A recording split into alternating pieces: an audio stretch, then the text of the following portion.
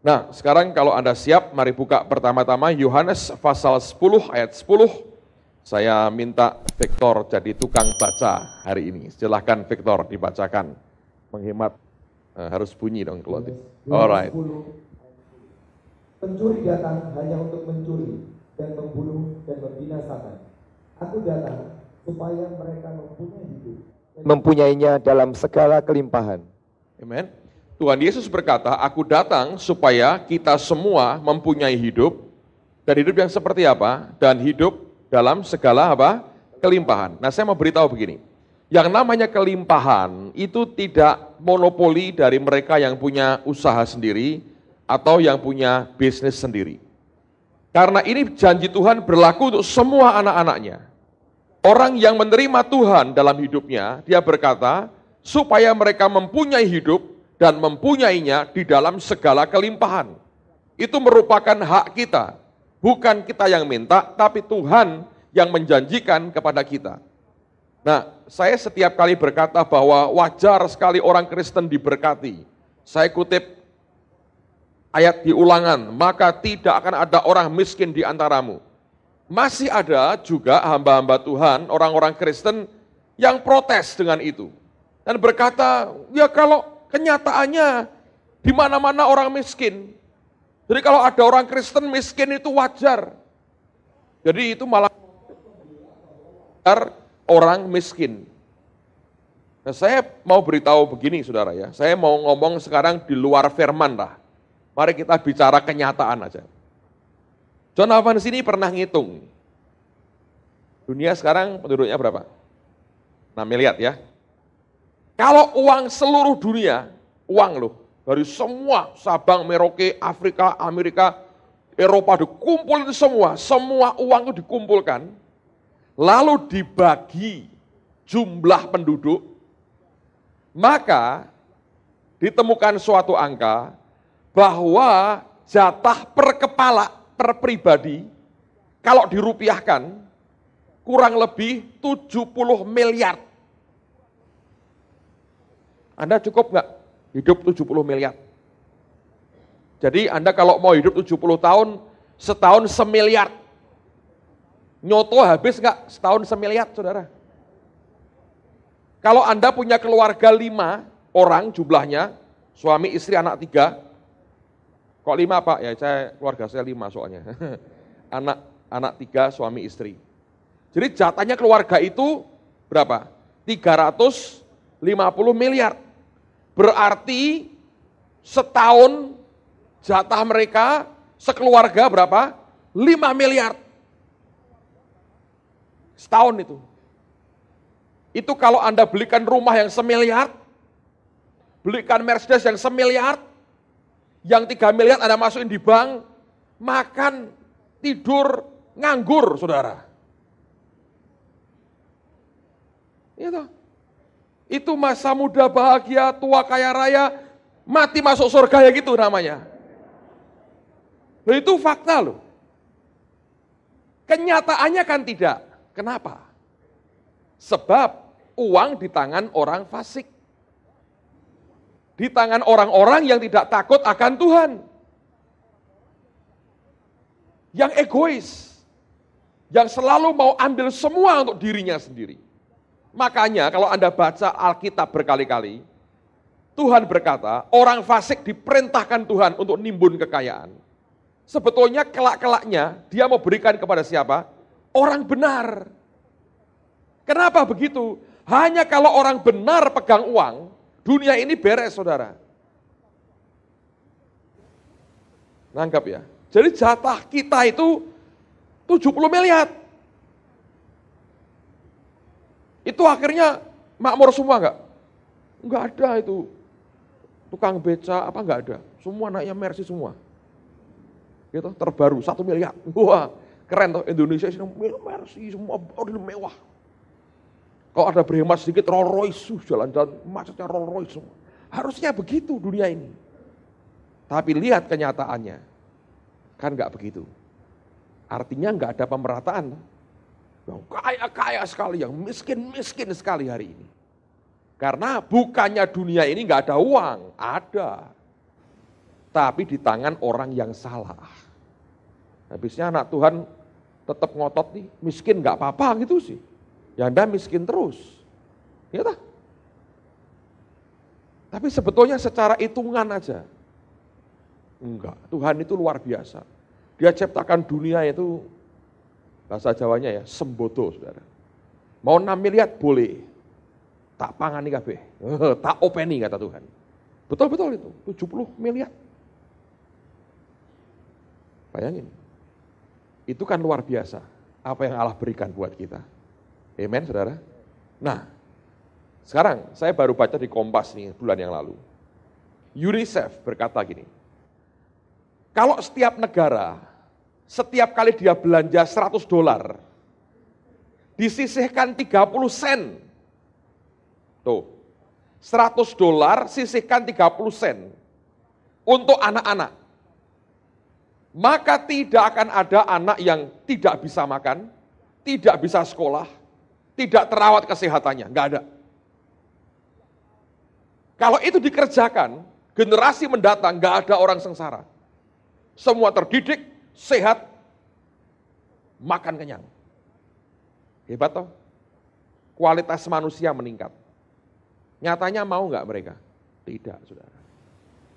Anak-anak jadi gelandangan begitu banyak. Anak-anak jadi pelacur juga sangat banyak. Di mana masalahnya? Karena harta di tangan orang fasik. Padahal sebetulnya memang betul sementara begitu. Allah yang menugaskan mereka untuk menimbun.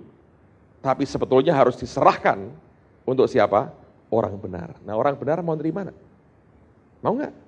Oh, jangan isin-isin, saudara. Mau enggak? Kalau enggak pulang aja. Mau dong. Kenapa harus gini ya? Banyak orang bertentangan rohani dengan kekayaan itu bertentangan. Siapa bilang?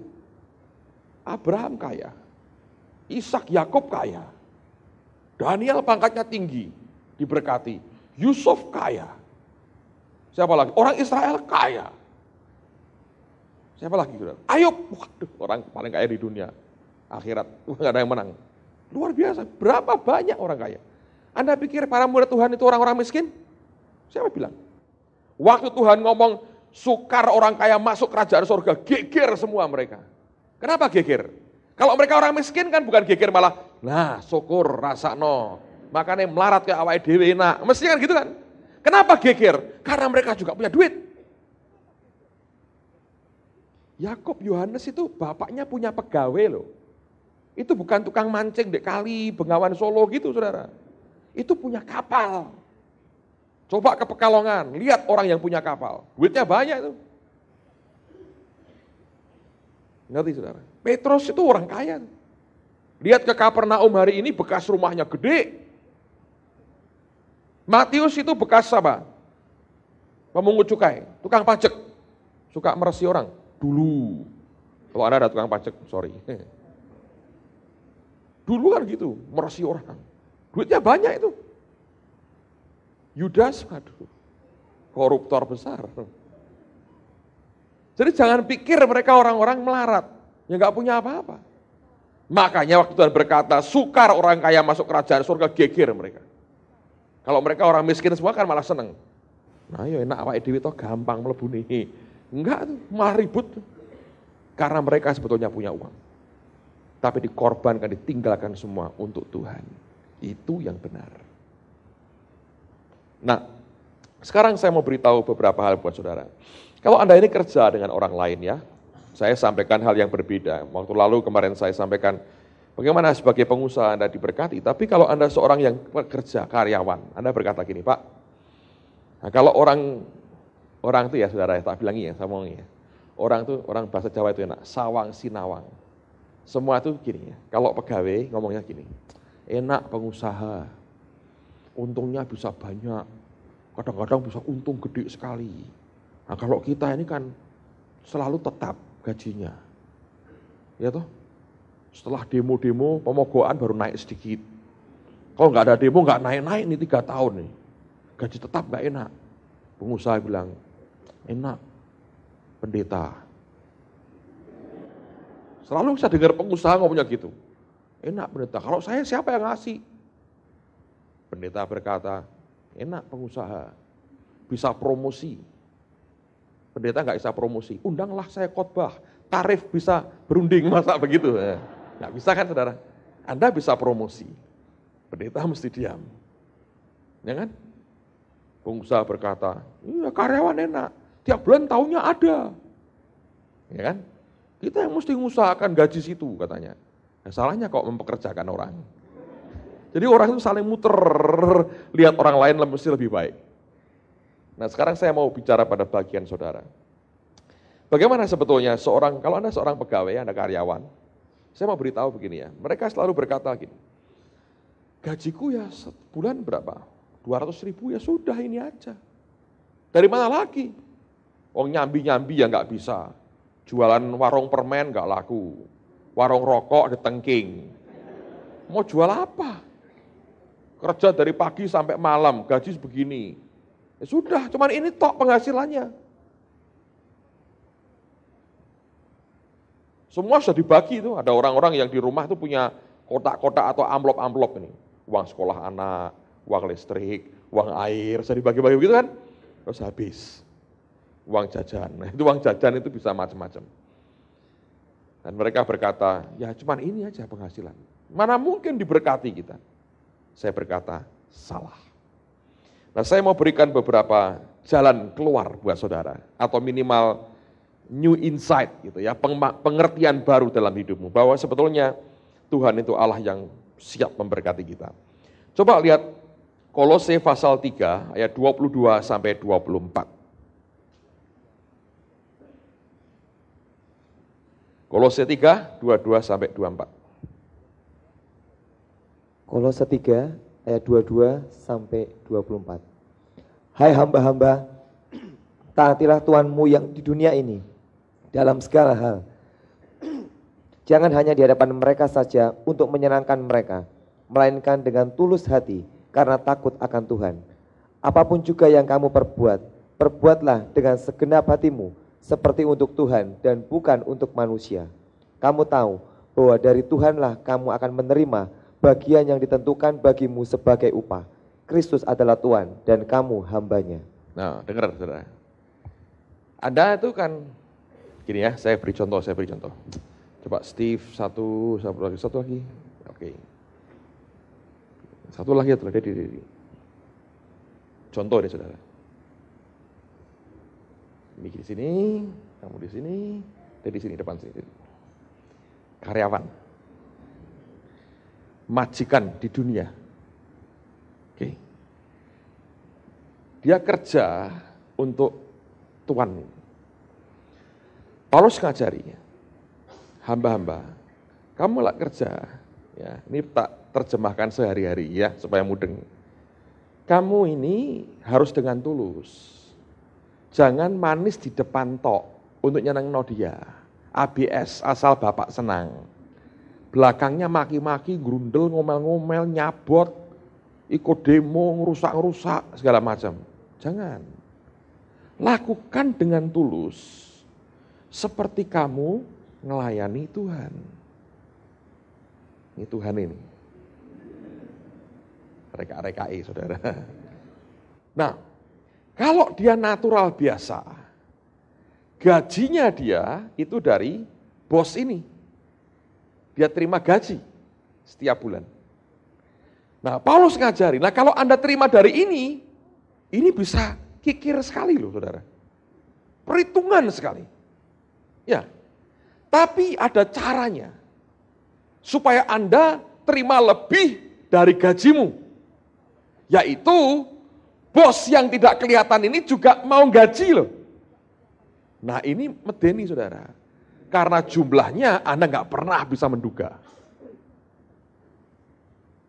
Itu bisa gelondongan nih, mengerikan loh kalau ini gaji. Nah Paulus ngajari, kamu lakukan dengan tulus, segenap hati, sungguh-sungguh, bukan cuma di depan orangnya cari muka, tapi tulus seperti kamu melayani Tuhan. Di dunia dia harus gaji Anda, Dari Tuhan kamu akan terima upah. Betul nggak kata Alkitab? Jadi Anda terima berkat, gajimu dari siapa? Dari majikan di dunia, pimpinan. Tapi kalau Anda lakukan dengan tulus, seperti Anda melayani Tuhan, Tuhan akan memberikan upah kepadamu. Nah ini kan yang tidak kelihatan, saudara. Yang munculnya dalam berbagai hal yang Anda tidak mengerti, kok bisa ya kayak begitu.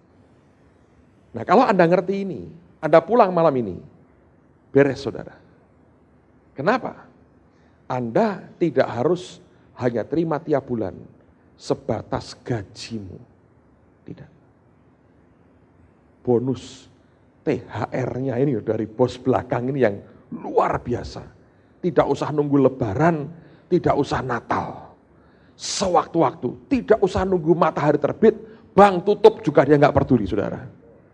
Tengah malam dia bisa datang, jam 2 pagi bisa nongol, saudara. Dan dia memberkati saudara sebagai upah. Jadi kalau Anda berkata, enak sana enak, enggak ada. Anda juga enak. Tuhan itu Allah yang luar biasa. Dia tidak mau membatasi saudara hanya dengan gajimu. Nangkep ya? Oke, thank you. Nah, saya beritahu gini. Ini pengalaman ada hamba Tuhan dari Surabaya. Pak Yusak ceritakan ini pengalaman bagus sekali. Satu hari, Pak Yusak kalau ke Surabaya nginep di rumah keluarga ini. Saya kenal dengan beliau. Dan ini Bapak Ibu ini sudah ada umur ya, sudah cukup senior. Suatu hari Pak Yusak itu naik mobilnya si Bapak ini. Mobilnya sederhana itu. Terus Bapak ini ngomong dengan Pak Yusak, aku ini kok iri tuh sama kamu, ngomong gitu. Kenapa? Kamu diberkati kayak gitu. Aku ini hidup mepet terus kayak begini, kurang terus. Loh kenapa kok sampai kurang? Terus dia bilang, iya, sebab aku ini pelayanannya di desa-desa, yang miskin, yang minus. Ya kalau Anda di desa, itu kadang-kadang kolektor sekali bisa hanya 2.000, 3.000, 4.000, 10.000 itu sudah luar biasa. Bu Indri baru-baru buat kebaktian di Solo, saya dengar tuh, yang datang orang-orang sederhana, orang-orang desa, 300 orang. And biblical economics, terobosan terjadi, 2 juta. Nah, tapi itu jumlah sudah hebat sekali dibandingkan dengan apa yang ada. Ya, nah ini Bapak ini bilang, saya kan di desa, saya nggak cukup, saya tinggal di Surabaya. Tapi kalau khotbah di desa-desa yang terpencil. Jadi kalau dia diberkati dengan keuangan, itu keuangan desa. Dipakai hidup di kota, mana cukup? Dan dia bilang, ya makanya aku nggak cukup, kurang terus. Pak Yusak ngomong gini, ya siapa suruh kamu hidup tergantung dari kolektornya mereka? Mestinya kamu datang ke desa itu bawa duit, berkati mereka. Tetapi kan aku di situ, lah iya. Boleh kamu melayani di desa, tapi harapmu bukan kepada orang, tapi kepada Tuhan. Dan dia bisa memberkati kamu, membuka segala macam pintu yang tidak terbuka sebelumnya. Dan kamu hidup dalam berkat. Orang ini ngerti yang dia omongin, dia percaya Tuhan. Sejak itu diberkati saudara. Tetap ke desa-desa, tapi hidupnya diberkati. Bisa ke luar negeri, bisa ke Israel. Terakhir jalan-jalan naik kapal pesiar. Anda pernah naik kapal pesiar? Ini pelayan desa loh saudara. Naik kapal pesiar ke luar negeri. Oh, keren loh Tuhan itu saudara. Nah itu loh saudara. Ngerti ya? Kalau Anda hanya mengharapkan gaji, nggak ada gunanya. Makanya kalau Anda jadi karyawan, pegawai, bawahan, dengan pimpinanmu, lakukan dengan tulus. Jangan cari muka. Nanti Tuhan ngerti ketulusanmu, Anda diupahi Tuhan. Kalau Anda nggak tulus, mutar, muper, mubat, ubet, wah macam-macam Tuhan berkata, yang ini nggak tulus lah, ben gajian apa none we katanya. Anda terima ya terus seperti itu. Tambah pusing, tambah terus cari jalan, nggak ada gunanya. Lakukan dengan tulus, Tuhan ngupahi saudara. Dan upah Tuhan tidak tergantung UMR Jawa Tengah, tapi UMR Kerajaan Surga. Tidak perlu di demo naik terus saudara. Nah itu upahnya Tuhan. Amen. Lihat Efesus 6 ayat 5 sampai 8. Efesus 6 ayat 5 sampai 8. Efesus 6 ayat 5 sampai 8. Hai hamba-hamba, taatilah Tuhanmu yang di dunia dengan takut dan gentar dan dengan tulus hati, sama seperti kamu taat kepada Kristus. Jangan hanya di hadapan mereka saja untuk menyenangkan hati orang, tetapi sebagai hamba-hamba Kristus yang dengan segenap hati melakukan kehendak Allah, dan yang dengan rela menjalankan pelayanannya seperti orang-orang yang melayani Tuhan dan bukan manusia. Kamu tahu bahwa setiap orang, baik hamba maupun orang merdeka, kalau ia telah berbuat sesuatu yang baik, ia akan menerima balasannya dari Tuhan. Amen. Jadi lihat, dia ngomong 2 kali tuh saudara. Kalau sampai 2 kali ngomong ayat yang sama, Tuhan juga ngupai, memberikan imbalan kepada kita, lakukan saudara. Allah cukup ngomong sekali, itu sudah pasti. Dia ngomong sampai 2 kali, itu sudah luar biasa. Anda lakukan, dia kerjakan bagiannya. Jadi mulai sekarang kalau dengan majikan, senyengit apapun, layani dengan baik. Kalau Anda mau diupahi Tuhan, kalau enggak mau ya maki-maki no saudara. Maka upahnya tidak pernah ada. Senyengit apapun lah majikanmu, sepelit apapun, bersyukur. Kalau ada teman berkata, bos yang pelit toh, jangan ngomong, wah jangan saudara. Katakan, oh dia pasti akan berubah. Nah, kenapa enggak berkata, kita doakan dia berubah, gitu loh saudara. Supaya gajimu naik bulan depan. Amen saudara. Lakukan dengan tulus. Ini etika yang bagus sekali. Nanti Tuhan yang ngupahi saudara. Caranya apa? Urusan dia, bukan urusan kita. Tuhan terlalu banyak cara untuk dia bisa berikan kepada kita. Saya berdoa kita punya pengertian bahwa kalau Anda lakukan dengan tulus semua seperti Anda melayani Tuhan. Tuhan yang ngupahi kita. Amen. Kalau enggak, waduh repot saudara. Kenapa orang bisa dengan gampang korupsi? Ya dia sebetulnya kurang. Orang berkata, Pak ini kurang, iya. Saya mau beritahu bagaimana supaya enggak kurang. Ada orang berkata, Pak, saya kerja di sini seneng Pak, tapi gajiku kecil Pak, enggak cukup. Pindah tempat lain enggak seneng Pak, makan hati, tapi gajinya cukup. Yang mana? Ya yang seneng sambil diupahi Tuhan, saudara. Hidupmu bahagia, tidak tertekan, dan tetap dicukupi, bahkan lebih dari cukup. Amen. Selalu ada cara Tuhan yang luar biasa untuk memberkati hidup kita. Nah, berikutnya, 1 Timotius 6 ayat 1 dan 2, ini penting, perhatikan ini. 1 Timotius 6 ayat 1 dan 2. Semua orang yang menanggung beban perbudakan hendaknya menganggap Tuhan mereka layak mendapat segala penghormatan, agar nama Allah dan ajaran kita jangan dihujat orang.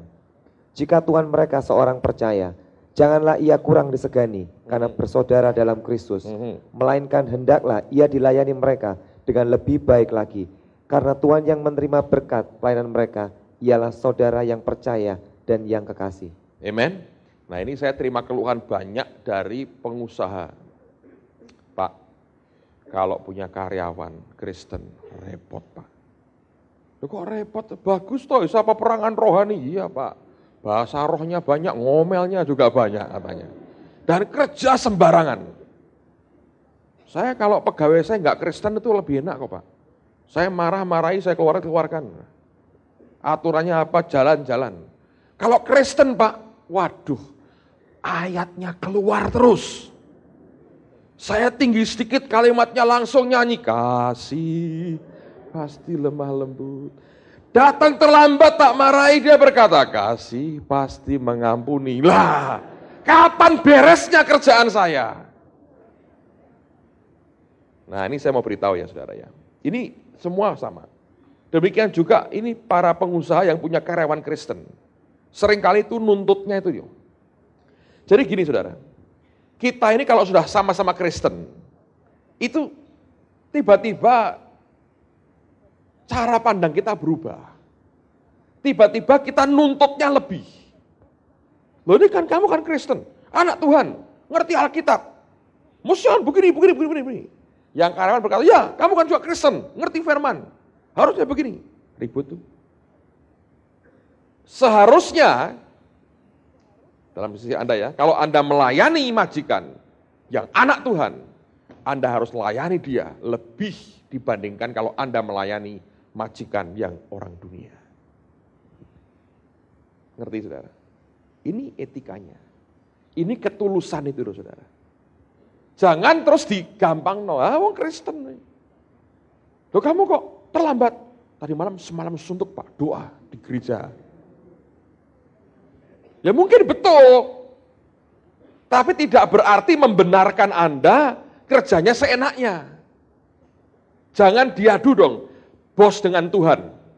Kalau marah coba berantem sama Tuhan, berani nggak? Ya nggak berani saudara. Jangan diadu. Kita mesti punya etika yang betul. Ngerti ya saudara ya?